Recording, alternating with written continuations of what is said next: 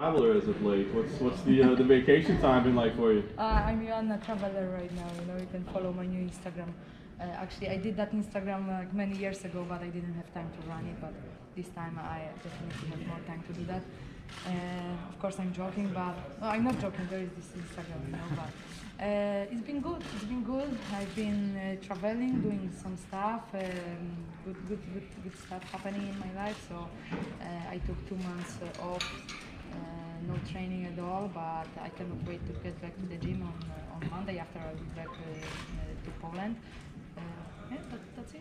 I wonder because I think you put at one point like this is like the first vacation you've taken in forever. And so I wondered like was it just important for you to kind of decompress a little bit? I mean, I think about the spotlight that you've been under, right? I mean, and I think you welcome it a little bit, but your fights have been so high profile and so tense.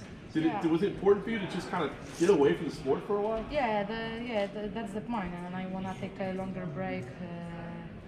Probably I will fight in the second part of this year, so maybe August, maybe October. Of course, I've got an offer to fight in March, but I wanna take some time for myself, train, learn. I love to train, I love to learn, and I wanna just.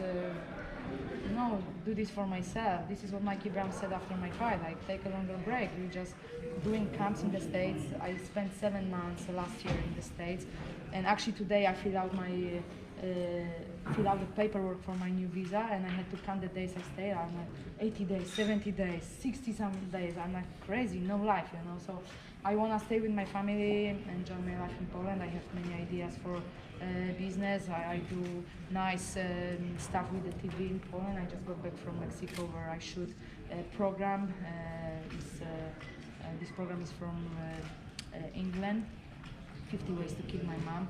I didn't kill my mom, but we had an amazing time in Cancun, and that's it. I just want to train, learn, and enjoy my life more. Like you said, I've been fighting a lot. 12 fights in the UFC, 9 for the belt, so all the fights were pretty hard and intense. I always respect my opponents, and I always put on good camps. Doesn't matter if you win, if you lose. I always want to be ready and step into the octagon 100%. And that's it. I'm looking forward to fight this year. Yeah. How hard was it for you to turn down a fight? Because I think you've always been proud to say, Dana calls me, I say yes, and that's what we do. That's How hard. That's hard. Even with no training, my family is like, I'm like, oh, I go for a run, I go to the gym. And they're like, no, stay home. You're not going like anywhere, So it's good that I have good people around me. But of course, I'm in touch with Dan Lambert, Richie, and then my coaches from American Top Team. They want me to be back, and I want to be back, but I need to take my time. And so it was very difficult to not take this fight. But I will go down to 115, so I need some time to refresh my body, refresh my mind, and I feel the fire. People define like me as an athlete after my victory or lost fights, but I put on great cards. Like before my last camp, I was like quality over quantity, but I did both, like I told you, like during fight week, So I've been working really hard for the last few years,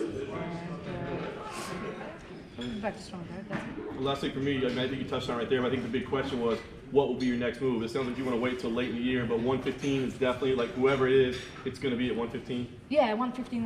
I'm very happy that I could face the Valentina Shevchenko, and I didn't feel the power of her punches, but definitely I felt her clinch, and that's the thing.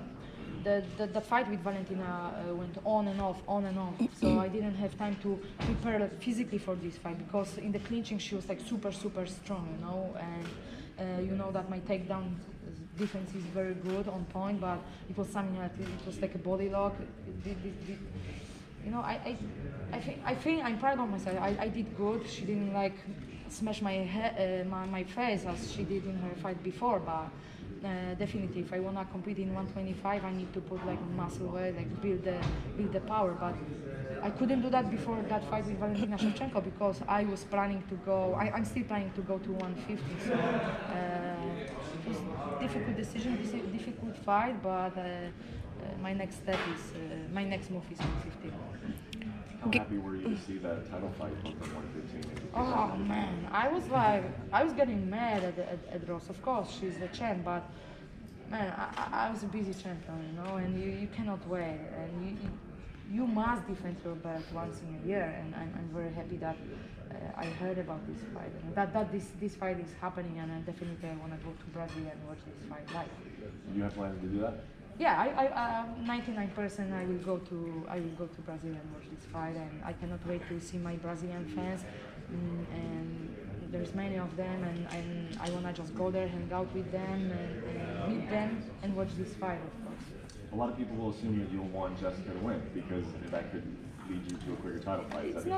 It's not like I wanna fight Rose or Jessica more, you know, but Jessica has been doing very good. There is no girl who beat her in her last few fights, and we will see. But you know, someone can look better on the paper or in the rankings, but for me it's always 50-50, you know. So it's going to be a very interesting fight, and Rose must be very clever in this fight, you know. And I think that my fight with Jessica Andrade was one of my best fights ever. So it will be great to see her again. Seeing how the rankings are going in the strawweight division, is there someone who you can see who you would want to fight? Because I know you did fight Rose, you did fight Jessica. I know Nina has been climbing the ladders as well. But what do you think about that in the division so far? Oh, this division is the lightest division in the UFC, but it's definitely one of the strongest. You know, we put on a hell of a fight, and I don't know who's next. You know, and I've been fighting with most of them. Of course, the ranking got changed. Like Tatiana Suarez is there, Nina. We are training together in one gym. Of course, it's a difficult decision to face your teammate, you know. But I want to fight for the belt, you know. I might have one fight before, but I'm looking forward to fight for the belt. What are your thoughts on the Nevada Athletic Commission comments about trash talking?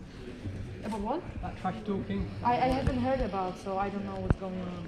So they want to sort of curb the trash talking before fights?